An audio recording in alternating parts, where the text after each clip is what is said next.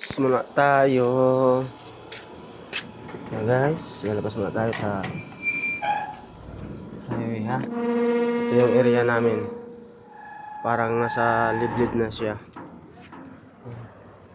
Liblib yung area namin. Kaya pag babae ka dito, sumakay ka ng taxi, nakakatakot. Kasi kadalasan sa mga taxi dito, pag sinasakyan mo, magtatanong sila massage. Mayroon bang babaeng Pilipina massage? Parang may iba silang pakay. Kaya nakakatakot ditong sumakay pag gabi. Kasi maaari kang dalhin nila doon na area. Napakadilim.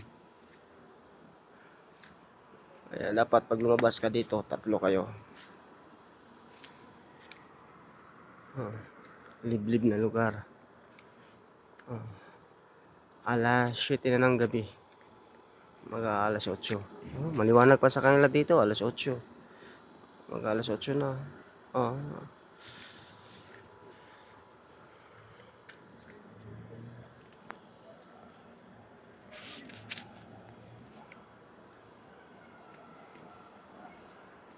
Yung mga bahay dito, mga sinaunang bahay. Ito yung bahay sa una talagang Saudi pa. Nakatira dito.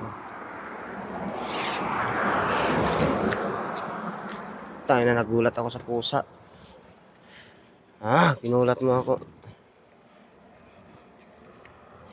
Lumabas ka pa. Sige, labas.